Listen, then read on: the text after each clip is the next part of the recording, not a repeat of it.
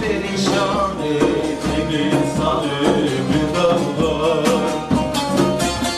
Gurbet elde garip kaldım yüreğim.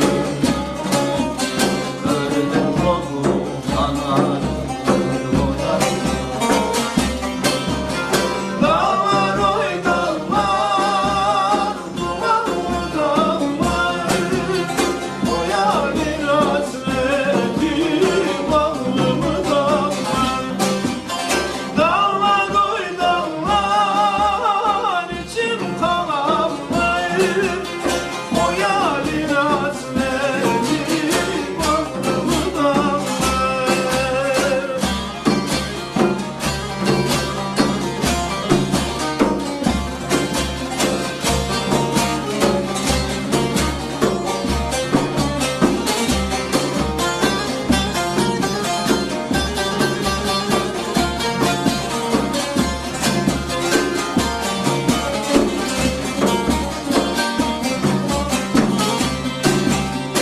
Ayrılan güler mi nazlı yarınla?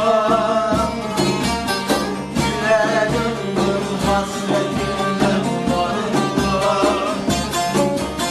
Kurtuladım moranından karınla.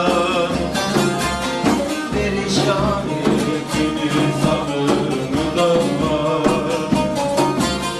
Kurtuladım moranından karınla. Perişan ettiniz ağırını dağlar. Dağlar oy dağlar, dumanlı dağlar, o yârin hasreti bağlı mı dağlar? Dağlar oy dağlar, içim kan ağlar, o yârin hasreti bağlı mı dağlar?